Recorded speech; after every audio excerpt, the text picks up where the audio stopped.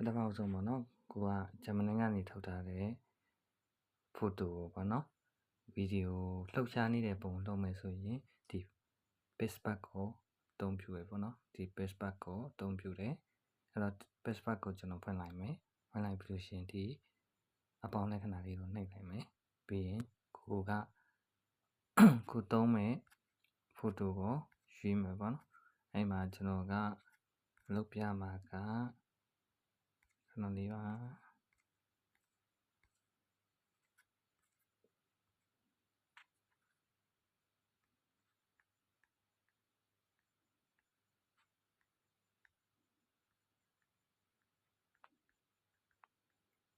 ဒါပေပုံပြဖြစ်ရွေးပြီးတော့မှထုတ်လို့ရတယ်ပေါ့နော်ဒါပေမဲ့ကျွန်တော် plan ရွေးထားတာကဒီပုံပေါ့နော်အဲ့တော့ကျွန်တော်က plan ကိုထည့်လိုက်မယ်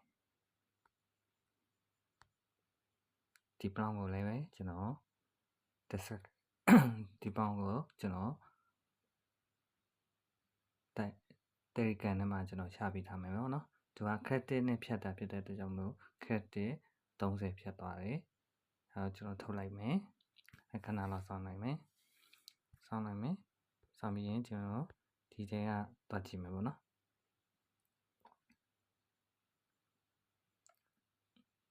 သူကတအားကြီးလည်းမခတ်ဘူးပေါ့နော်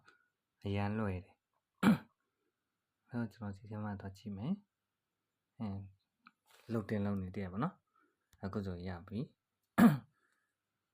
အဲ့တော့ကြည့်မယ်ဟာတကယ်ပဲနော်ကျွန်တော်ရေးထားတဲ့ plan နဲ့ပုံစံချင်းတစ်ပုံစံနဲ့ထုတ်ပေးလာတယ်အဲ့တော့ကျွန်တော်က download ဆွဲလိုက်မယ် mp4 ကိုရွေးလိုက်မယ်အဲ့ဆိုရင်ရပါပြီပေါ့နော်အဲ့မှာကျွန်တော်ဇောနာထုတ်ထားတဲ့ဗီဒီယိုကကြတော့ watermark ပါတယ်ပေါ့နော်အဲ့တော့ဒီ watermark ပါတယ်အဲ့တော့ဒီ watermark ကိုကျွန်တော်တို့ကဖြောင်းမယ်ပေါ့နော်ဘယ်လိုဖြောင်းရလဲဆိုရင်ကျွန်တော်တို့ဒီမှာ remove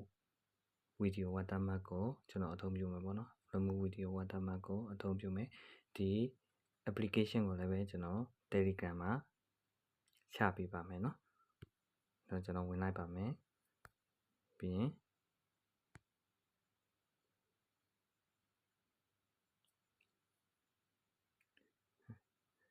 သူကလည်းတအားမခက်ဘူးပေါ့နော်လွယ်တယ်ပေါ့နော်အဲ့တော့ကျွန်တော်ဒီထဲဝင်လိုက်ပါမယ်ဝင်ပြီးတော့ကျွန်တော်ဖြောင်းမဲ့ watermark ထဲကိုကျွန်တော်က select မှတ်လိုက်ပြီပေါ့နော်သူကဖြောင်းမဲ့နေရာလေးတစ်ကွက်ကိုပဲကျွန်တော်တို့ watermark ကိုဖြောင်းမဲ့နေရာတစ်ခုကိုပဲကျွန်တော်တို့ select ပေးမယ်ပြီးရင် save လုပ်လိုက်ပါပြီးရင်920နဲ့ထုတ်မှာပေါ့နော် okay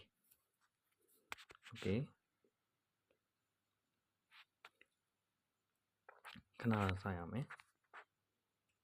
တရားရခင်းပြည့်သွားပြီဆိုရင်သူကကြည့်လို့ရပြီပေါ့နော်ဒီမှာ